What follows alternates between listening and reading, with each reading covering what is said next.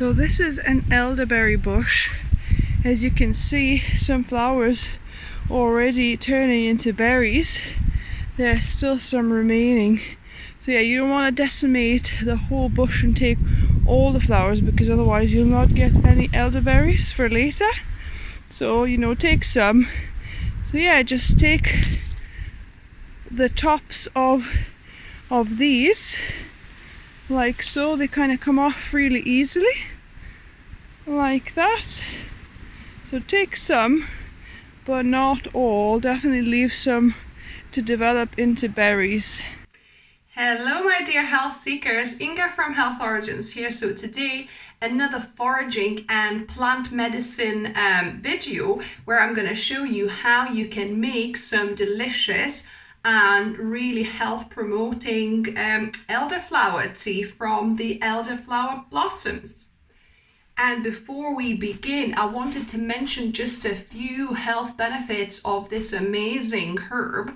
So this is #1 herb apparently for cold and flu, and it's packed with vitamin C, flavonoids and other, you know, great kind of chemicals that your body can take for any kind of respiratory illnesses. So that's great for that, but also it's great for allergies as well, seasonal allergies. I got a couple of fresh elderflower petals picked. So what you want is probably about that amount for a cup. So this would be probably for 2-3 cups. So what you want to do, you don't want to wash these because they're very delicate. You don't want to wash off all like the good pollen and things. So you just want to make sure obviously there's no bugs on them. They're nice and clean. You know, any kind of odd bits. And then yeah, just I'm gonna cut them into my little jug here, my percolator, and then I'm gonna pour boiling water on that. So about 3 cups worth here I'm making. And I like making more because I quite like it cold. We're gonna let this steep now for 10 minutes. So you can have fresh elderflower tea like I showed you, or you could dehydrate these and have them over winter. So I'm gonna put these in my dehydrator until they are fully dried, and then you need about a teaspoon of the blossom flowers for a cup. So once it dehydrates, I'll cut off the big bits and just leave, you know, just the flowers. So yeah, so you need about a teaspoon of these per, like dried, once they're dried, per cup. And now you can either drink it as a hot cup of tea, but I've let this cool down because I prefer this actually as a cold drink. So I'm gonna just pour it into a glass. And I've got 1/4 of a lime here. So I'm gonna just squeeze that in. Just add some freshness to this drink. And now I've got some maple syrup, so I'll add a teaspoon or 2 of maple syrup. Probably go for a couple of teaspoons and just give it a good mix.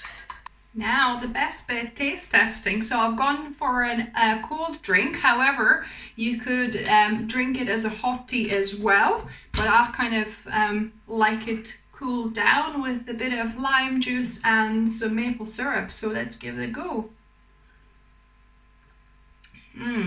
Such a nice refreshing drink. It actually reminds me, with the lime added, it reminds me of a gooseberry kind of flavor actually, with the lime and the maple syrup and the elderberry. Yeah, it's just kind of like a gooseberry flavor. So if you like gooseberries, you'll like this cold drink. Yummy, so refreshing. So it's perfect for summer as well. And if you, obviously when you collect fresh flowers, you have to use them there and then, or you could actually dehydrate and dry them out to have it, you know, throughout the year. And actually, people that have sensitive stomachs might not do well with the fresh flower. So for you, those of you that have kind of sensitive digestion, drying up the flower might be the way to go for you. So I hope you enjoyed this video. Give me a thumbs up if you did, if you learned something new. If you new here, welcome and subscribe for more videos. I try to upload at least one video for you guys every week. So either it's plant-based recipes or foraging tips or healthy lifestyle tips. I hope you enjoy it and learn something interesting and new for yourself. And as always, remember, food is fuel. So be mindful of what you put in your body. Until next time.